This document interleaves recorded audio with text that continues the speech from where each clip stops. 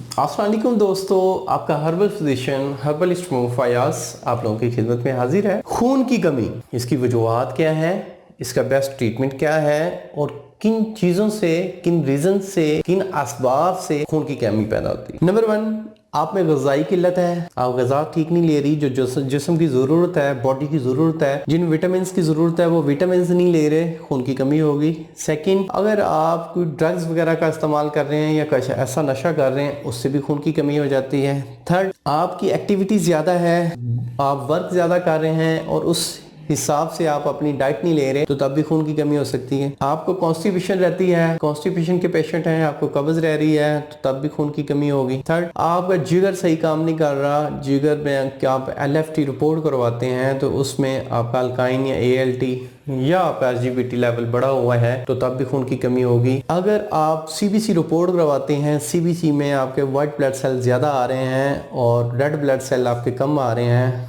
तो ये भी एक रीज़न हो सकती है। अब रेड ब्लड सेल कम आते क्यों हैं CBC में, यानी कि खून की कमी क्यों होती है? एक तो थैलिस्मिया है, थैलिस्मिया के आप पेशेंट हैं तो उसका एक बड़ा लंबा चौड़ा ट्रीटमेंट है और बहुत ज़्यादा अरसे तक चलता है, वो एक अलग टॉपिक है, वो उस पर भी इंशाल्लाह अनकरीब मैं वीडियो बनाऊंगा। सेकंड, खून की कमी को पूरा करें कैसे? आपका मैदा ठीक है और जिगर आपका खून नहीं बना रहा, आप सुबह खाली पेट 10 दाने किशमिश के, 5 दाने बादाम, 5 दाने पिस्ता के और 5 काजू, ये एक एनर्जी ड्रिंक बनेगा आपका। ये सारे आप ग्राइंडर में डालें, एक गिलास दूध डालें उसमें, ये आप सुबह सुबह खाली पेट पिएं, तो ये आपको एक भरपूर एनर्जी देगा, आपके रेड ब्लड सेल को बढ़ाएगा, आपके जिगर की जो ताकत है उसको बढ़ाएगा। इससे आपका मैदा भी बड़ा ज़बरदस्त फिट रहेगा, इससे जो कमज़ोरी हो चुकी है खून की वजह से वो भी दूर होगी। आप अनार का जूस इस्तेमाल करें, ज़्यादा भी नहीं लेना, आप हफ्ते में 3 बार अनार का जूस ले सकते हैं।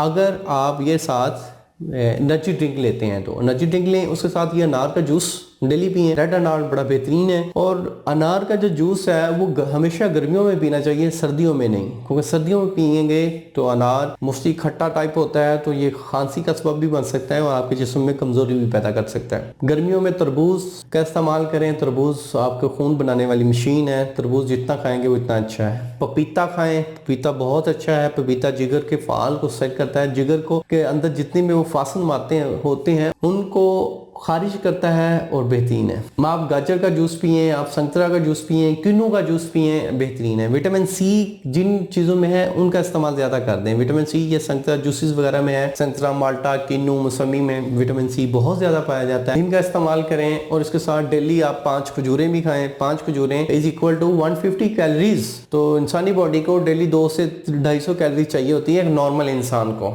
जो इतना ज़्यादा एंड वर्क या इतना ज़्यादा फिजिकल एक्टिविटी नहीं करता, उसके लिए 150 कैलोरीज इनफ है। वो 5 खजूरों का इस्तेमाल करें, इंशाल्लाह इससे भी काफी अच्छे नतीजे मिलेंगे। ये तो ऐसे पेशेंट्स के लिए हैं जो अर्ली स्टेज पे हैं, जिनका खून नहीं बन रहा, जिनकी इसकी वजह से बहुत ज्यादा ज़ोफ पैदा हो गया है, बहुत ज्यादा कमजोरी हो गई है कि मैदा कोई चीज कबूल ही नहीं कर रहा, आपका स्टमक बहुत ज्यादा कमजोर हो गया है, तो आप स्टमक का एक ट्रीटमेंट करवाएं, स्टमक को बड़ा फिट करवाएं। स्टमक आपका जब हर चीज को कबूल करेगा, इंशाल्लाह आप दाल भी खाएंगे ना तो वो भी आपके जिस्म में एनर्जी पैदा करेगी। तो इसलिए आप अपने स्टमक का आपका बहुत ज्यादा डिस्टर्ब है तो उसका ट्रीटमेंट करवाएं। मेरे दिए गए अपॉइंटमेंट नंबर पे कॉल करके आप मेरे पास तशरीफ ला सकते हैं। अल्लाह आपका हामी नासिर हो। शुक्रिया, जज़ाकल्लाह, अल्लाह हाफिज़।